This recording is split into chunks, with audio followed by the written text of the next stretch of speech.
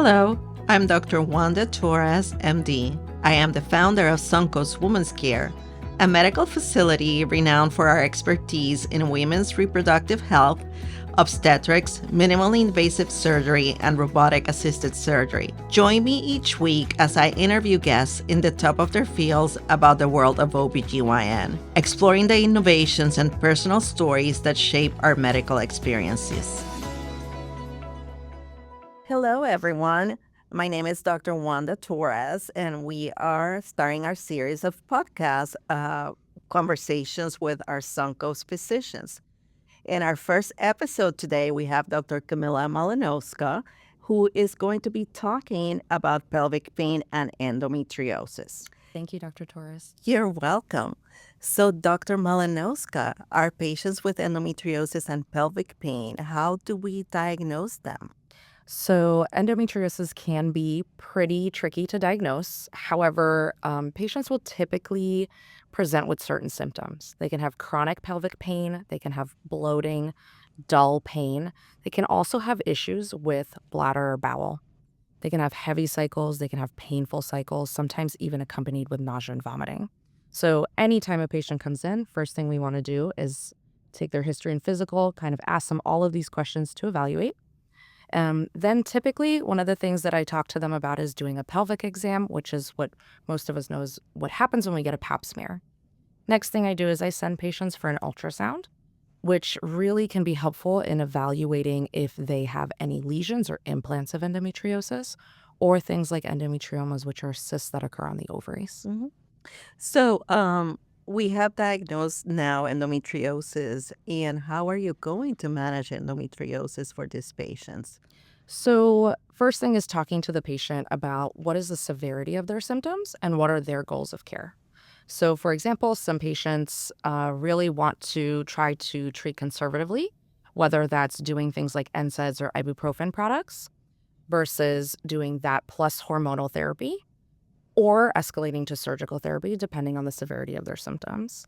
Ultimately, that also includes a discussion about what are their individual risk factors. Are they candidates for those things? If they have any reasons why we shouldn't be putting them on hormonal therapy, or for example, if they're more sensitive to hormonal therapy and are worried about side effects. Same thing with surgery. Are they candidates for surgery? Okay. So, these patients that are treated with birth control pills or, let's say, Lupron, what are you going to tell the patients? What are the expectations that we're looking for after starting the treatment? So, whenever I start patients, one, on birth control pills, typically I tell patients the first 3 to 6 months that you're on this therapy, your body's still getting used to it. So, I don't necessarily anticipate a complete resolution of the symptoms, but I'm really watching to see, one, is the patient able to take the therapy? So, for example, if they're forgetting to take their birth control pills, it's probably not going to be the best option for them. But are these medications or are the pills helping with their period pain? Should we be skipping their cycles, for example? Is it helping with their bloating, or if they're having urgency or bowel symptoms? Same thing. If we're going to talk to patients about things like Lupron or Orlissa or Myfimbry, which are your other alternative medications for endometriosis, few things is talking about potential side effects. So one, you're going to ask them, how is your pain? How are your cycles? Are you bleeding? Are you having these symptoms? But also, are you having side effects to these therapies? So big thing I counsel on these kind of escalation of therapies for endometriosis are you having hot flashes? Are you having changes in your mood? Are the side effects that you're having from this therapy really precluding you from living your life? In which case, we need to reevaluate that therapy. So, one of my favorite ways to manage endometriosis is with the progestin-releasing IUD, the Mirena IUD. What is your experience with this? I love it. I know. So, one of the things that I've encountered in our practice, but specifically in my patient group, is I have a lot of patients who are very sensitive to, for example, birth control pills. Sometimes patients have been on pills where they might note mood changes or libido changes, or sometimes they have nausea or headaches. I really find that with your progestin-releasing IUDs, specifically like Mirena, Because of the way that your body's metabolizing or absorbing this medication, patients typically tolerate it a lot better. And also, it will provide contraception care for 8 years. So it's kind of a set it and forget it therapy that will also really, really locally target Mhm. the source of the endometriosis, which is that uterine lining. So I do really like it. I do try to address patients' concerns with it. Namely, a lot of patients are worried about pain with placement. So I think tailoring your therapy to how you place an IUD, whether giving them medicine for anxiety or for cramping, can really help patients tolerate that procedure better, and also have less side effects to therapy. Mhm. Thank you for that answer. And now we have incorporated in our office the availability of the nitrous oxide, which the patients are tolerating the procedures better. So that's going to be an option in our office. Going to the surgical part of the treatment of endometriosis, tell me what your experience is with that. Obviously, we need to diagnose some of the patients with the laparoscopy, but we can take care of their lesions. So tell me a little bit about that. So, for patients that are candidates for surgery, the first thing I tell them is one, anytime you're having a surgery, of course, so there are certain risks with that. In terms of diagnosing patients, you're really doing a thorough evaluation of the entire abdomen. So, one, are you seeing any lesions? And endometriosis lesions can present different ways or different colors or different Mm. ways that they implant into the lining of the pelvic organs. So, you're looking at the bladder, behind the uterus, around or under the ovaries. You're looking up by the liver. You're looking really as a comprehensive way of examining the entire abdomen. Um, one, if we're seeing lesions, we can remove them or ablate them, essentially with things like electrocautery, which in layman's terms is really burning the lesions and Mhm. destroying them. The other way that we can also get a little bit more information is by potentially biopsying those lesions as well. Okay. The last thing that I at least typically personally incorporate in my therapy for patients who are going to the OR is actually I do a thorough irrigation of the abdomen. And really, what that does is it decreases some of the inflammatory hormones that are present with Mhm. endometriosis that can help manage pain. Big expectations for patients who are having surgery with endometriosis is really talking to them that yes, the surgery can help with their pain, but they really do need to be on some kind of long term management to help prevent these situations where patients will continually have surgery Mhm. because that increases the risk of other things and potentially worsening their pain as well. I totally agree with maintenance therapy. Um, but ultimately, we know that there's going to be a percentage of patients that no matter what we do are going to end up with the ultimate treatment, which is a hysterectomy. There are a few things that I talk to patients about and essentially in evaluation. So, number one, having a conversation with how old are they when we're talking about this surgery.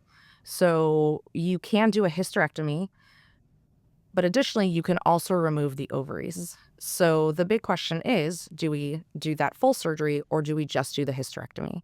And that becomes an important conversation in terms of how old the patient is because we do need our ovaries to help Mhm. protect our bones and our heart health. Mhm. So I chat with patients that, yes, we can absolutely remove the uterus that will help your symptoms. However, there is a small set of endometriosis patients that do need to go back to the operating room to eventually have their ovaries removed. And so the other thing is assessing what is this patient's individual risk for potentially having that happen. Do they have a family history of ovarian cancer? Are they someone who's prone to cysts? Mhm. In which case, it might be better to remove their ovaries. The other aspect of that is actually talking about hormonal replacement therapy if they are young. For patients that are maybe closer to menopause, we can talk about removing the ovaries and seeing how they do. But for patients, for example, in their 30s who need a hysterectomy, it's really important to replace their estrogen so that way they don't go into premature menopause and potentially have heart attacks later on down the line or osteoporosis. Mhm. Well, thank you for your answers. And the ultimately, with endometriosis patients, we know that uh, staging the endometriosis and having stage 3, stage 4 endometriosis for some of those patients can lead to infertility issues. So we work very closely with the reproductive endocrinologists and infertility specialists. Do you want to tell me a little bit about that? Yes. So, in terms of fertility outcomes, one of the big ways that patients can have fertility difficulties is if they have undiagnosed endometriosis. And so some of that can be worked up when they present to our reproductive endocrinologists and infertility physicians. Now, for patients, for example, who are kind of going along this fertility journey, suppressing the ovarian function prior to getting pregnant can actually improve patients' fertility outcomes. However, sometimes for patients who have severe endometriosis, sometimes they might have to have IVF. Um, the other aspect of that is endometriosis in and of itself can affect your egg quality because it's a state of chronic inflammation. And so, to answer a question that you didn't ask, Ooh. part of that in terms of decreasing inflammation for these patients or helping with pain, I talk a lot about adjunct therapies. Mm. So, for example, I am a big advocate for pelvic floor physical therapy. I do find that a large amount of patients with endometriosis can also have chronic bladder pain syndromes or things like irritable bowel syndrome, chronic constipation. The way that I talk to patients specifically is that the pelvis is not just our uterus and our vagina. Mm. It is impacted by not only the other organ systems, but also your bones, your ligaments, your tendons. So, addressing the muscular component of the pelvis and the bony components of the pelvis can help improve pain, optimizing things like constipation or chronic diarrhea, evaluating patients for any issues with the urinary system. So I talk to patients all about that because it's going to impact their long-term health. And also, there are some studies to show that things like acupuncture can help. I'm also a big advocate for things like potentially acupuncture if that helps in people's individual pain. Okay. Well, thank you, Dr. Malinowska. I think we have covered pelvic pain and endometriosis very well with your expertise. So, looking forward to another podcast with Dr. Malinowska. Thank you, Dr. Torres.